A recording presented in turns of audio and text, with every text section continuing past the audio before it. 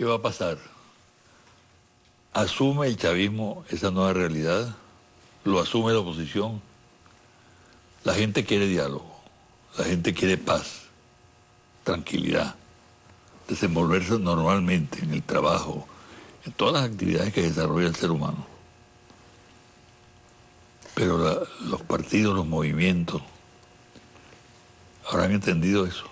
Pero viene, José Vicente, una cosa muy interesante, lo que yo llamo como una meseta democrática, o sea, no tenemos unas elecciones muy próximas, o sea, tenemos un año y piquito, ¿no?, sin elecciones. Y este es un país que todo el tiempo nos estamos preparando para derrotar al adversario en las próximas elecciones y los partidos fungían de maquinarias electorales nada más. Entonces esto es lo que yo llamo una meseta democrática, una suerte de bono democrático que creo que nos va a permitir revisar tanto a oposición como al chavismo, al gobierno, una serie de cosas, y es una oportunidad de diálogo, de encontrarnos, de revisarnos esta suerte de meseta democrática que nos espera en el 2014, si la aprovechamos bien.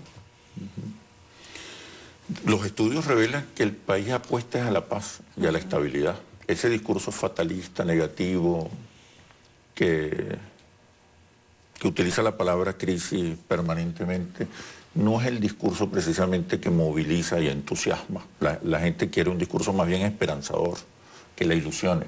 Eso fue un poco a lo que contribuyeron las medidas económicas y el surgimiento de un nuevo liderazgo en la figura de Nicolás Maduro al frente de la presidencia de la República.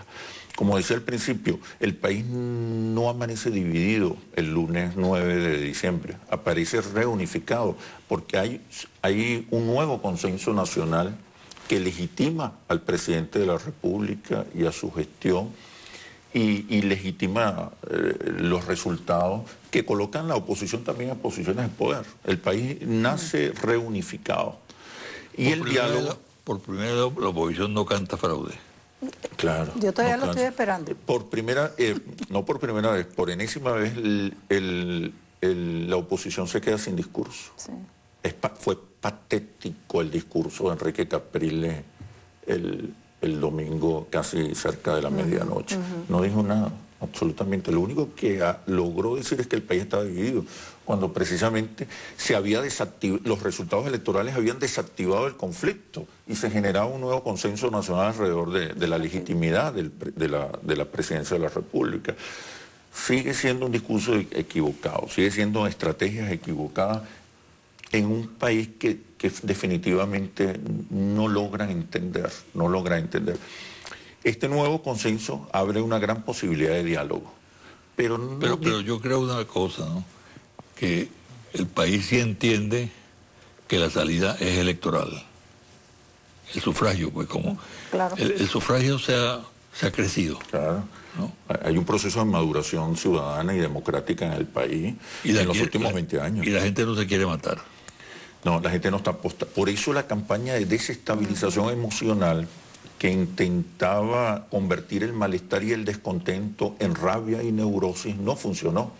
En una encuesta que realizamos, un monitor país Interlace, que realizamos un mes y medio antes de las elecciones, el 80% de los venezolanos manifestaba estar esperanzado. Alrededor del 70% de los venezolanos querían paz y estabilidad. Lo que señalaba el estudio también es que la gente estaba preocupada, pero no rabiosa. Es decir, se mantenían los niveles de ilusión y esperanza en el país. Los niveles de rabia todavía estaban desactivados. Ahora, este nuevo consenso obliga a un diálogo. Ahora, ¿un diálogo con quién? El gobierno se polariza, o la nueva polarización que nace el lunes 9 de diciembre no es la polarización entre el chavismo y la oposición. La nueva polarización es la del presidente Chávez, sus equipos, sus colaboradores, los gobernadores y alcaldes y la gestión. Porque ahora toda la atención del país se va a concentrar en la gestión. Presidente Maduro. El presidente Maduro. Sí. Toda la atención del país se va a concentrar en la gestión. Bueno, la gestión está en la mira porque la oposición tiene la gestión en la mira. Si algún elemento permanece siempre en la confrontación que hace la oposición es la gestión de gobierno. Todo el tiempo, cuando tú haces monitoreo de medios, tú te encuentras que todo el tiempo se está castigando a la gestión de gobierno, se la está cuestionando, se la está criticando. Los medios privados de oposición están dedicados a cuestionar siempre la gestión. Ese cuestionamiento aumenta en coyunturas electorales, porque como la oposición tiene poco que ofrecer como proyecto de país, y en coyunturas electorales la oposición confronta al adversario, aumenta considerablemente el cuestionamiento a la gestión de gobierno. Entonces yo creo que eso... Tú has mencionado la palabra medios. Indudablemente que este es un factor sumamente importante porque el medio ha sustituido prácticamente al partido en el terreno de la oposición, ¿no? Eso pues, esa variable que se ha producido está siendo analizada por los medios. Exactamente, ¿qué cosa la...?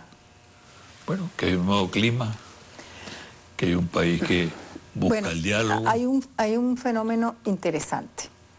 Las noticias sobre los resultados electorales en primera plana duraron casi solamente 3 días, lunes, martes, miércoles. Ya hoy, ya las noticias de primera plana son otras. O sea, es como que, sobre todo en los medios privados de oposición, es como que si, bueno, vamos ahora a atacar por otro lado. Ya, entonces ya las noticias están en el interior de los medios, son noticias secundarias, pero no es la bandera principal de la confrontación a la gestión de Maduro. Hay un elemento interesante que hay que señalar en esta suerte como que de meseta que nos espera. Los venezolanos, en parte, yo creo que no hemos llegado a la violencia física para destruir al adversario porque teníamos 2 válvulas de escape que aquí hemos conversado, que son lo que yo llamo la confrontación mediática y el frente de batalla electoral. Eran 2 frentes de batalla que están muy activos, 19 elecciones, ¿verdad? Entonces hay un frente de batalla muy activo y el frente de batalla mediático es constantemente a toda hora. Al no tener una elección cercana, yo no sé si va a arreciar la confrontación mediática o si los medios van a tener que revisar y comenzar a hacer un llamado pues, al diálogo, a la convivencia a través de los medios de comunicación social. Cambiaría toda la tónica que están utilizando los medios, tanto CIPSI como los medios privados de oposición. Yo percibo en lo que tú dices que hay como latente la tentación de la aventura, de buscar nuevamente la aventura por parte de algunos sectores. Yo creo. Y la vía es mediática. Por lo menos la vía más frontal. Creo que hay un sector de la oposición que insiste en el atajo, equivocadamente porque tienen la gran oportunidad de construirse en alternativa, de convertirse en alternativa, como sucede en una sociedad democrática normal. Pero hay sectores de la oposición, de la derecha, de la ultraderecha, nacional e internacional, que siguen apostando a los atajos, a la resolución de la disputa política a partir de la generación de una crisis, de una ruptura. Pero eso sigue siendo una estrategia equivocada. Hay un nuevo consenso y el país está apostando a la estabilidad. Y la nueva polarización va a estar entre el gobierno y su gestión. Por eso el diálogo que debe iniciar el gobierno nacional es para reconstruir los consensos alrededor de un proyecto y de un modelo. No es un diálogo, más que un diálogo, es abrir un debate acerca del modelo, pero no es un diálogo para sustituir el modelo. La mayoría de los venezolanos respalda el modelo. Y además el gobierno necesita ampliar su base social de apoyo. Reduce su influencia en las clases medias, sobre todo en las clases medias populares y asalariadas, muy aspiracionales, que ahí es donde debe concentrarse el diálogo y la búsqueda de una extensión de su base social de apoyo. Ese es uno de los retos fundamentales del chavismo en los próximos meses. Yo creo que también sería importante hablar de los retos de la oposición, porque yo creo que al interior de la oposición, después de los resultados, viene lo que yo he llamado, no sé si con mala intención, un ajuste de cuentas. Ahí viene un ajuste de cuentas entre los diversos partidos que hacen vida artificial dentro de la MUD. Con eso podemos hacer un programa especial, ¿no? Sí. Y los retos de la oposición es presentar una propuesta, Una propuesta. presentar una visión de país. A lo mejor la tiene, pero no la han comunicado o no la han sabido comunicar. Su discurso se ha basado más en la denuncia y en aprovechar las debilidades del adversario, no en construir una alternativa a partir de éxitos y logros propios. Y nadie se lo había exigido, porque sus mismos votantes no se lo exigen. Su electorado no se lo exige. Por eso es solo una fuerza electoral, sigue sin ser una fuerza social y cultural, que es fundamental para la construcción de una alternativa. Sí, desidentificada, además, o sea, la oposición no tiene más identificación que la de ser antichavista, antimadurista, antisocialista. Y su fuerza está fundamentada sobre todo en el voto de las clases medias aspiracionales, sí.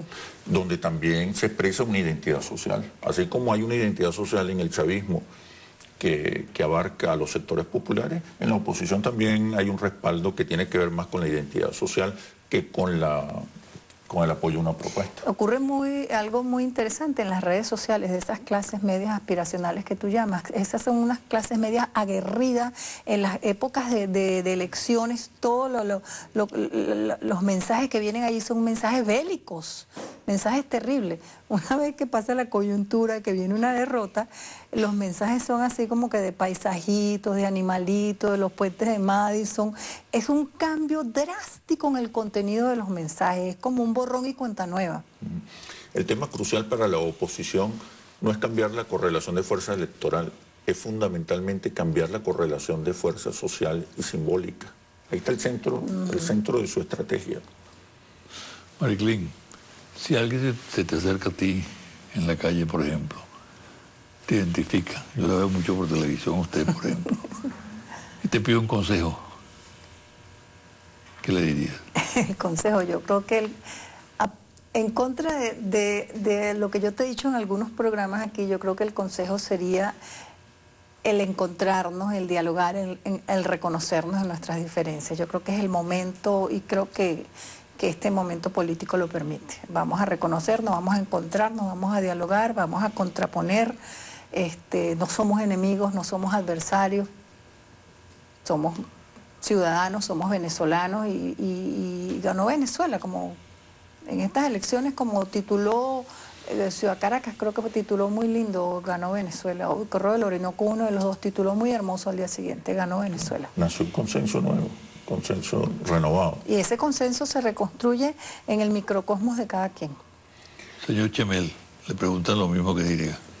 Sí, depende de quién se acerque. Sí, porque hay una confrontación de clases. No es antagónica. No es antagónica porque se resuelve a través de procesos electorales, ¿no?, que crean nuevos consensos y nuevas posibilidades a futuro. Pero uno observa que sobre todo en los sectores de oposición, los más radicales, prevalece el discurso fatalista, negativo, de fin de crítico, mundo. de fin de mundo, sí, que el país se está acabando. Y eso les ha ocasionado un sentimiento de rabia y de revancha. Tú lo sientes cuando se acerca un opositor radical. Cuando a mí se me acerca un opositor radical, se acerca para agredirme. Tú reculas. Para agredirme verbalmente, y a veces hay que evadirlo para que la cosa no llegue a mayores. Cuando te vas a los sectores, y eso sobre todo en las clases medias altas, muy histéricas por el discurso de la oposición negativo y fatalista, y por el discurso de los intelectuales. Aquí desde hace 20 años, los intelectuales de la oposición no han agregado una idea que sirva para entender los cambios políticos y culturales que ha vivido el país en los últimos, por lo menos en los últimos 20 años. No hay una idea, lo que hay es un discurso fatalista, que el país se está cayendo, que hay un mar de fondo, que esto se viene abajo, que se aproxima una explosión social. Ese es el discurso que han comprado algunos sectores sociales, sobre todo clases medias y medias altas. Es un discurso que termina en rabia. Del otro lado, del lado de los sectores populares, donde uno está en contacto permanentemente por las propias labores de investigación, observas lo contrario, observas más crítica, observas un sentido crítico, sí, pues no son pendejos tampoco, ¿no? Saben que van al supermercado y la cosa está difícil para comprar algunos alimentos y bienes, pero tienen más esperanza.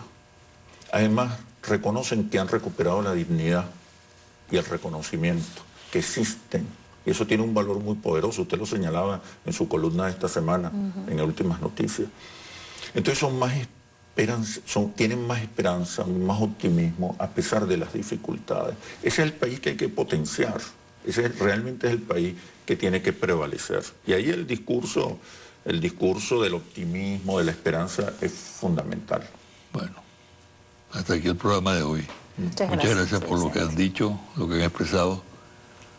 Les deseo una feliz Navidad. A ti también. Y un estupendo año 2014. Feliz Navidad, próspero año nuevo para todos. A todos.